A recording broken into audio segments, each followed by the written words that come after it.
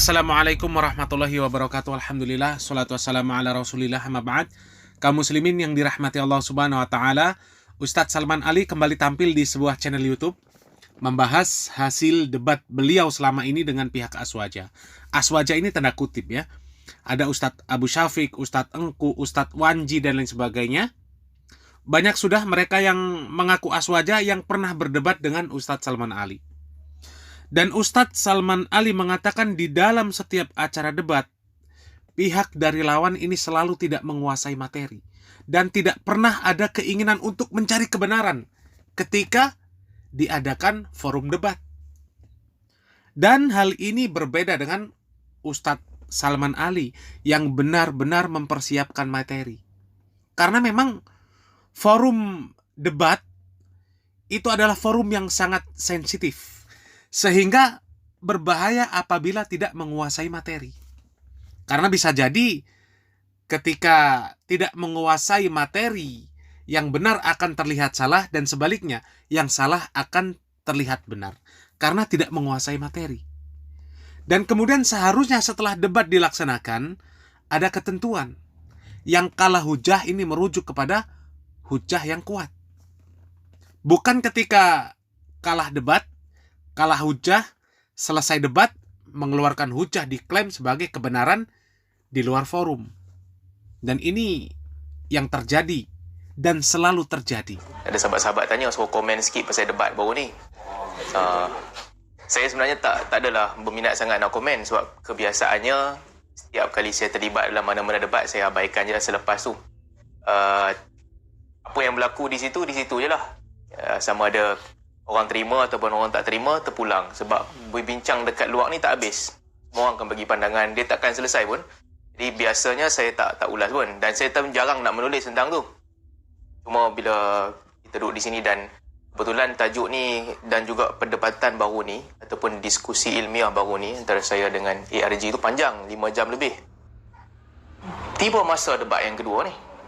Debat yang kedua, saya ambil strategi yang sama macam saya lawan dengan Abu Syafiq dulu lah. Strategi yang sama, inisiatif yang sama ketika saya berdiskusi dengan Ustaz Abu Syafiq dahulu. Sebab pada saya, debat pertama menunjukkan kepada saya tengah berdepan dengan kelompok yang tak nak cari kebenaran pun. Nak menang technical issue. Yang tu issue first. Tentang takfir. Yang kedua, saya tanya Kiai Hidayat. Muhammad bin Abdul Wahab kafirkan orang. Dia punya garis panduan kayu ukur dia apa? Mungkin dia tak faham perkataan kayu ukur tu. Dia kata, syirik. Saya terkejut. Takkan hang baca-baca tiba-tiba main satu perkataan dia syirik? Syirik je. Itu mungkin Ustaz Engku pun, saya tengok reaksi tuan-tuan, kita tengok reaksi Ustaz Engku. Ustaz Engku tak boleh jawab soalan tu dan dia tak tahu jawapan. Dia translate jawapan tu. Soalan saya clear. Ustaz Engku ataupun Kiai Hidayat, tolong jawab. Apakah garis panduan ke kayu ukur Muhammad bin Abdul Wahab dalam mengkafirkan orang? Aku bisik-bisik kat Kiai. Kiai jawab, dua-dua orang tu tak tahu. Mereka tak tahu dan mereka tak baca bab ni. Kita bukan pandai semua benda. Tapi bidang kita tahulah bidang yang kita tekun. Hang tak boleh kata hang seorang runner kalau hang tak tahu pace. Kalau hang tak tahu interval, kalau hang tak tahu base punya run, kalau hang tak tahu hang punya easy, hang tak boleh kata hang runner kalau hang tak tahu semua tu. Maksudnya, kalau hang baca buku Muhammad Abdul Wahab, hang patut tahu beberapa benda. Kita boleh kelentong orang awam. Boleh nak kelentong orang awam.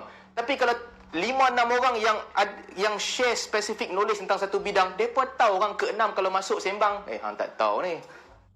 Kan? Saya kalau cerita pasal engineering kan, tuan-tuan kata apa dia duk merepek tak nak kena-mengena ni. Orang dalam bidang tu mestilah tahu. Bila saya tengok, saya tahu yang mereka tak tahu. Saya minta maaf, saya tahu mereka tak baca bab tu. Tapi Kiai kata dia baca cuma lupa. Mungkin dia betul lah. Mungkinlah dia baca cuma lupa. Ala kulli hal, ini tentang takfir. Out dah tentang takfir. Artinya takfir tak boleh menjadi alasan, sifat mengkafirkan orang tak boleh menjadi alasan dia sesat. Sebab sifat yang sama ada pada sebahagian A'immatul Asy'ariyah. Saya tak salahkan A'immatul Asy'ariyah pun. Ini sikap manusia biasa. Yang kedua, tentang isu keganasan. Kaum muslimin yang dirahmati Allah subhanahu wa ta'ala, kali ini Ustadz Salman Ali juga mengatakan bahwasanya akidah Ustadz Engku ini bermasalah. Karena apa? Karena ketika debat, Ustadz Engku itu mengatakan bolehnya meminta kepada selain Allah. Meminta sesuatu yang hanya Allah Subhanahu wa Ta'ala saja yang bisa mengabulkan. Nah, disinilah disebutkan oleh Ustadz Salman Ali bahwasanya keyakinan atau akidah Ustadz Engku ini bermasalah. Apa lagi isu? Isu tentang tauhid rububiyah ni. Tauhid rububiyah. Minta kepada makhluk kan, minta kepada makhluk. Bukan kita sahaja ataupun bukan selain daripada kita, bukan orang ikut salaf saja ataupun bukan Wahabi sahaja yang tak bagi. Fatwa Negeri Sembilan sebut benda yang sama. Perbuatan yang dibuat di kubur Pulau Besar, perbuatan ni boleh membawa kepada syirik. Fatwa Negeri Sembilan pun buat. Pemujaan di situ ada unsur syirik. Fatwa pun buat. Artinya, perkara-perkara begini bukan kita saja buat. Semua orang tahu. Yang puak-puak ni datang, cuba nak normalisasi lah. Datang untuk nak bagi tahu. Ini tak apa. Boleh buat selagi niat dia bukan minta kepada Allah Ta'ala. Selagi niat dia Allah Ta'ala yang bagi. Ini benda yang penting juga ni. Clash yang penting. Bila saya tanya, Kiai tulis dalam buku dia, kalau kita minta kepada makhluk sesuatu yang hanya Allah mampu beri, hanya Allah mampu beri, minta rezeki, minta anak, Allah sahaja mampu beri, tapi kita minta dekat makhluk dengan niat bukan nak sembah makhluk tu. Kalau tanya tuan-tuan kan, boleh ke tak boleh? Ada yang kata boleh tak? Minta kepada makhluk sesuatu yang hanya Allah mampu beri, tapi i'tiqad kita tak nak sembah makhluk tu, kita tetap sembah Allah. Kita tahu Allah akan bagi, tapi kita minta kat makhluk. Boleh ke tak boleh? Ini berlaku di zaman Muhammad Abdul Wahab. Unta orang hilang, orang akan pergi, berdiri di tengah ramai, "Ya Sa'ad, irji'li." Wahai Sa'ad, tolonglah kembalikan unta aku. Bila Muhammad bin Abdul Wahab tanya ni, Sa'ad ni siapa? Sa'ad dah mati lama dah. Minta suruh dia buat baik. Muhammad bin Abdul Wahab kata ni kafir. Kufur. Tak boleh. Tempat kita pun sama juga dulu-dulu kan. Orang pergi puja, orang pergi minta dengan mambang-mambang, sama juga. Bila saya tanya soalan ni, saya tak tahu Ustaz Engku dapat mana idea ni. Dia kata boleh. Saya rasa Ustaz Engku ni mungkin dia kena ada masalah sikit lah dengan ideologi dia.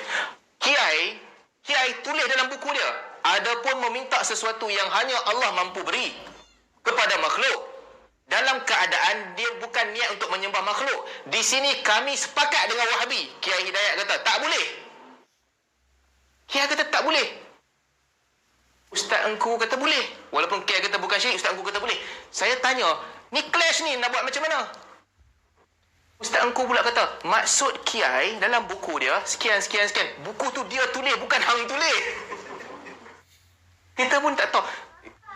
Mudah-mudahan Allah Ta'ala selamatkan kita daripada perangai suka membelit dah.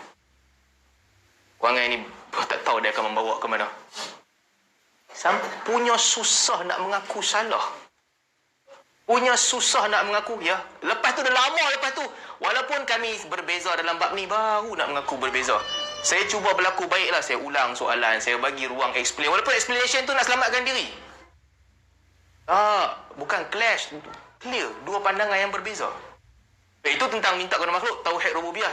Kita bercerita panjang lah. Tentang sifat-sifat Allah kan. Tentang sifat-sifat Allah. Kaum muslimin yang dirahmati Allah Subhanahu wa Ta'ala, cukup jelas dari melihat video debat antara Ustadz Salman Ali dan duo Aswaja, kemudian juga melihat dari video ini, maka kita bisa simpulkan bahwasanya memang ada keanehan di dalam akidah, di dalam keyakinan, di dalam pemahaman Ustadz Engku di dalam bab tauhid. Analogi yang beliau kemukakan di dalam debat pun itu sangat tidak ilmiah. Beliau bermain logika, akan tetapi logika yang dipakai oleh beliau adalah logika yang cacat. Maka benar apa yang dikatakan oleh Ustadz Salman Ali, bahwasanya beliau ini tidak faham.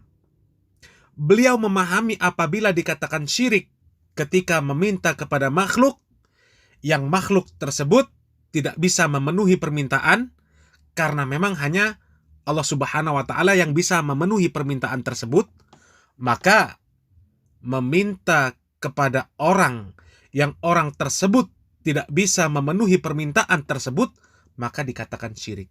Seperti meminta orang untuk mengangkat benda yang berat. Beliau spesifik menyebutkan berat 200 kg sebagai permisalan. Dan kemudian beliau mengatakan, berapa banyak kita meminta tolong kepada orang, dan dengan keyakinan bahwasanya orang tersebut bisa menolong, ternyata orang tersebut tidak bisa menolong, berarti kita telah berbuat syirik. Tentu ini pemahaman yang sangat buruk. Ini pemahaman yang sangat buruk. Secara ilmiah, jangankan hanya 200 kilo, 200 kilogram, puluhan ton secara ilmiah manusia mampu mengangkat, meskipun dibantu dengan peralatan. Tapi secara ilmiah, manusia mampu. Berbeda dengan sesuatu yang hanya Allah Subhanahu wa Ta'ala yang mampu. Sesuatu yang hanya Allah Subhanahu wa Ta'ala yang bisa memberikan. Sebagai contoh, bahwasanya yang mampu memberi kesembuhan itu hanyalah Allah Subhanahu wa Ta'ala. Yang mampu menyembuhkan hanyalah Allah Subhanahu wa Ta'ala. Adapun kita datang kepada dokter, kita hanya meminta dokter untuk mengobati, bukan meminta dokter untuk menyembuhkan, seperti apa yang diucapkan oleh Ustadz Tengku. Tidak ada orang yang meminta kepada dokter agar dokter menyembuhkan, kecuali orang-orang yang rusak di dalam pemahaman. Kalau orang yang normal, maka dia datang ke dokter adalah untuk meminta diobati, untuk meminta obat. Itu adalah ikhtiar untuk bisa sembuh dari sakit, bukan untuk meminta kesembuhan kepada dokter. Seharusnya seorang Ustadz Engku ini sangat memahami permasalahan yang seperti ini.